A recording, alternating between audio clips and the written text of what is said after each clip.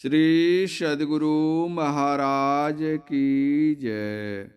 परमाराध्य संत सद्गुरु महर्षि में ही परमहंस जी महाराज की सेवा में सतत छायावत आजीवन सेवारत रहे पूज्यपाद महर्षि संत सेवी परमहंस जी महाराज की 102वीं परम पावन जयंती के अति शुभ दिवस के शुभ अवसर पर पूज्य श्री के श्री चरणों में कोटिशः नमन एवं श्रद्धा सुमन अर्पित। हम सभी सत्संगी प्रेमी जनों भक्तों को अशेष हार्दिक शुभकामनाएं। सोई है पीब की प्यारी, इस प्रवचन का दूसरा अंतिम भाग। गोस्वामी तुलसीदास जी ने लिखा है, यथा स्वंजन आंज दीर्घ साधक सिद्ध सुजान, कौतुक देखहि शैलवन भूतल भूरि निधान। अर्थात गुरु पद नख से निकली हुई ब्रह्म ज्योति अच्छे अंजन की तरह है, जिसको साधक आंखों में लगाकर अष्ट सिद्धि प्राप्त सिद्ध और सुबोध हो जाते हैं और बहुत सी धरतियों स्थित पहाड़ों और जंगलों का तमाशा देखते हैं।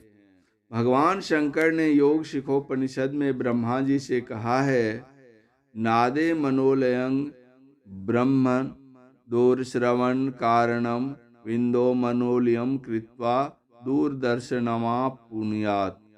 अर्थात नाद में मन को लय करने से दूर का सुनना हो सकता है, बिंदु में मन को लय करके हम दूरदर्शन प्राप्त कर सकते हैं। संत पलटू साहब का वचन है, काजर दिए से का भया ताकन को ढब नाही, ताकन को ढब नाही, ताकन की गति है न्यारी, एक टक लेवै ताकि सोई है पीब की प्यारी। ताकै नैन मिरोरी नहीं चित अंतय टारे, बिन ताकै के ही काज लाख को नैन संवारे। ताकै में है फेर, फेर काजर में नाही, भंगी मिली जो नाही, ना क्या जोग के माही। पलटू सनकारत रहे पिए को खिन खिन माही, काजर दिए से का भया ताकन को ढब नाही। प्रभु के प्रकाश को देखना चाहते हो तो देखने की कला से अपने अंदर देखते रहो। देखते देखते तुम्हें खुदा का नूर ब्रह्म तेज दिख पड़ेगा। दियासलाई में आग है, पर उसे हाथ में लेने से हाथ जलता नहीं। जब हम दियासलाई से एक काठी निकालते हैं और दियासलाई के उस स्थान पर घिसते हैं जहां मसाला लगा होता है, तब भक से आग जल उठती है।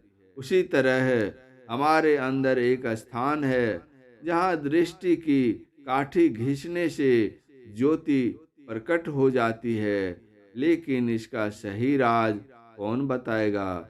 संत तुलसी साहब का वचन है, मुर्शिदे कामिल से मिल सिदक और सबूरी से तकी, जो तुझे देगा फहम शहरग के पाने के लिए। तुलसी बिना करम किसी मुर्शद रसीदा के, राहे नजात दूर है उस पार देखना। सच्चाई और संतोष धारण कर किसी पक्के गुरु से मिलो, वे तुझे सुषुम्ना में जाने का भेद बतलाएंगे। जब तक किसी सच्चे सद्गुरु की कृपा न हो, अंधकार के पार देखना यानी प्रकाश पाना और मुक्ति प्राप्त करनी असंभव है। पुस्तकों में तो सारी विद्याएं लिखी हैं, पर उसे पढ़कर परमात्मा का रहस्य जानना कठिन है। भेद बताने वाले सच्चे मार्गदर्शक की आवश्यकता होती है। राजस्थान की एक घटना है, एक बूढ़े सेठ जी थे, वे बीमार पड़े। उस समय उनका लड़का विदेश में था। उन्होंने अपनी सारी संपत्ति का वसीयतनामा लिखा, जिसके मजमून में उन्होंने लिखा था, मेरी आधी संपत्ति धर्म खाते में दान दे दी जाए, बची हुई संपत्ति का आधा हिस्सा मेरे सुपुत्र को दे दिया जाए, चौथाई हिस्सा मेरे नौकर को और पांचवा हिस्सा दाई को दे दिया जाए। समय पाकर सेठ जी का शरीर छूट गया। संपत्ति का वसीयतनामा के अनुसार बंटवारा हो गया। अंत में 19 ऊंट बच गए। कोई भी उचित कीमत देकर ऊंट लेने को तैयार नहीं हुआ। समस्या सामने खड़ी हो गई। गांव के पंच पंचायत का निर्णय नहीं कर सके कि क्या किया जाए। गांव के पास ही दूसरे गांव में एक वृद्ध प्रतिष्ठित सज्जन रहते थे। वे बड़ी तीक्ष्ण बुद्धि के थे। उलझी गुत्थी को सुलझाने में वे बड़े कुशल थे। उनको बुलाया गया। वे ऊंट की सवारी पर आए। राजस्थान में ऊंट की सवारी बहुत प्रचलित है। समस्या उनके सामने रखी गई। उन्होंने स्थिति का अध्ययन किया और कहा, आप मेरा यह ऊंट भी उन्हीं ऊंटों के साथ मिला दीजिए। अब कितने हुए? उत्तर मिला, 20 ऊंटें। उक्त सज्जन ने कहा, आधा अर्थात 10 ऊंटें सेठ जी के सुपुत्र को दे दिए जाएं। चौथा हिस्सा यानी 5 ऊंटें नौकर को दे दिए जाएं और पांचवा हिस्सा यानी 4 ऊंटें घर की दाई को दे दिए जाएं। अब सब मिलाकर कितने ऊंट हुए? सभी लोगों ने एक स्वर में उत्तर दिया, 10 जोड़ 5 जोड़ 4 बराबर 19 ऊंटें हुए। लेकिन एक ऊंट तो बच गया। उक्त सज्जन ने कहा, यह एक ऊंट तो मेरा है, जिस पर मैं चढ़कर आया था और अब चढ़कर चला जाऊंगा। सद्गुरु से भेद जानकर यदि साधना करेंगे तो पुतली में भरे हुए सारे राज प्रकट हो जाएंगे।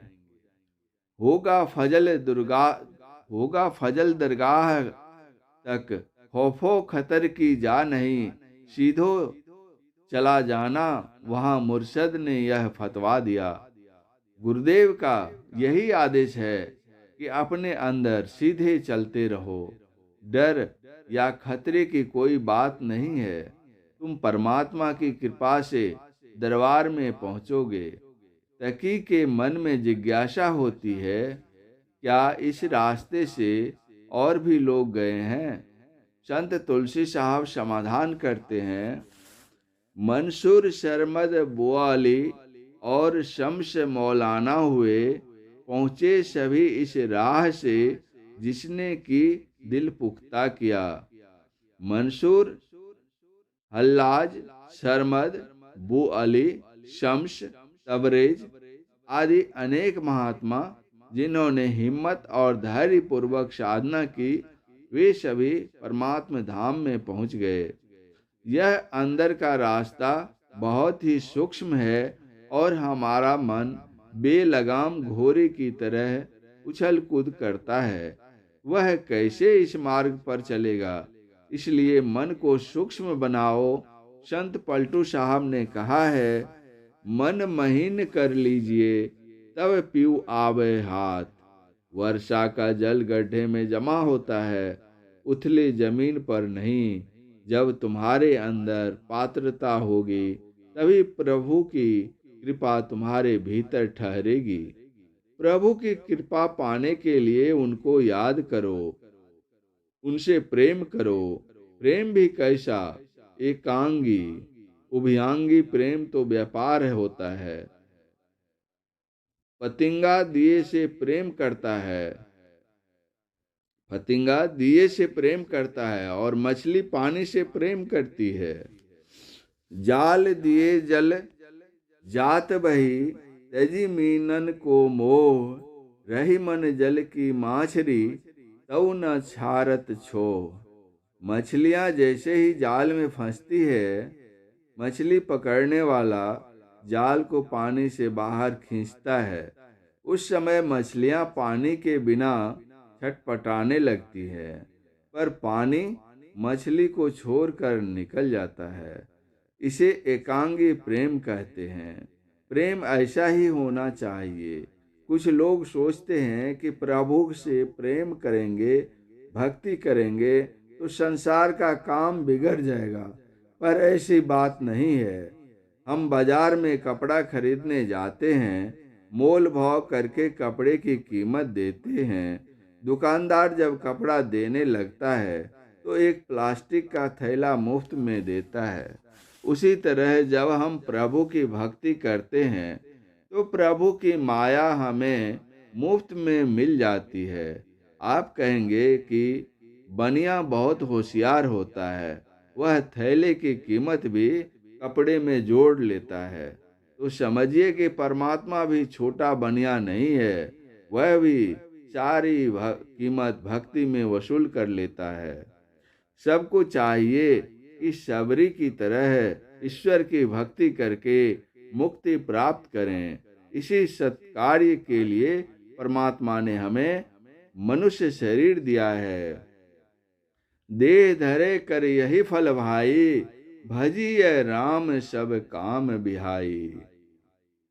पूज्यपाद महर्षि संत सेवी परमहंस जी महाराज का यह प्रवचन नेपाल राज्य के कैरोजा रंगोली में 15वें वार्षिक अधिवेशन के अवसर पर दिनांक 13/2/2000 ईस्वी के अपराह्नकालीन सत्संग में हुआ था।